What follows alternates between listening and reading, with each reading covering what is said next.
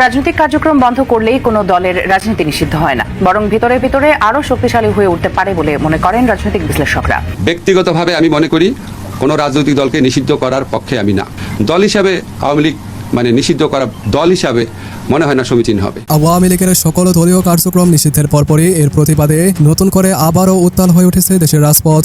কিন্তু আওয়ামী লীগ ও এর অঙ্গ সংগঠনের নেতাকর্মীরা সরকারের এই নিষেধাজ্ঞাকে একেবারেই পাত্তা দিচ্ছে না, বরং ইতোমধ্যে দেশের বাইরে থাকা আওয়ামী লীগের ঊর্ধ্বতন নেতাদের নির্দেশ অনুসারে তারা রাজধানী ঢাকা সহ দেশের 64 জেলায় বিশাল বিশাল মিছিল ও প্রতিবাদ সভার আয়োজন করে যাচ্ছে। আর এই মিছিল সমাবেশগুলোতে যে বিপুল সংখ্যক নেতাকর্মী ও সাধারণ জনতার উপস্থিতি লক্ষ্য করা যাচ্ছে, যে আমাদের সবাইকে জানান দিচ্ছে যে আওয়ামী লীগ এত সহজেই সে সবার মতো একটি দল নয়। এখনো দেশের বেশিরভাগ মানুষই মনে প্রাণে শেখ হাসিনা ও আওয়ামী লীগকে ভালোবাসে।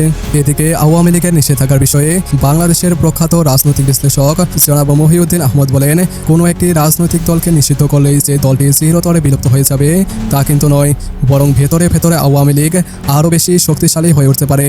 অন্যদিকে সাম্প্রতিক সময়ে দেশের বিভিন্ন জায়গায় এনসিপির নেতাকর্মীদের ঘুষ, চাঁদাবাজি ও লুটপাটের দৃশ্য দেখতে দেখতে অনেক বেশি অতিষ্ঠ হয়ে গেছেন আইন উপদেষ্টা। তাই তাদের প্রতি ক্ষোভ প্রকাশ করে উপদেষ্টা জনাব আসিফ নজরুল বলেন, এনসিপির কিছু নেতাকর্মীরা দলের নামকে ব্যবহার করে যেভাবে দিনের পর দিন দেশে একটা অরাজক পরিস্থিতির সৃষ্টি করছে, তাতে আমার কাছে মনে হচ্ছে সরকার আওয়ামী লীগকে নিষিদ্ধ করে মনে হয় ভুলই করেছে, বরং এখানে এনসিপিকে নিষিদ্ধ করলে ভালো হতো। এদিকে ব্যারিস্টার রুমিন ফারহানাও এ বিষয়ে এনসিপির নেতাকর্মী ও সমন্বয়কদেরকে সতর্ক হওয়ার জন্য কঠোর হুঁশিয়ারি দিয়েছেন।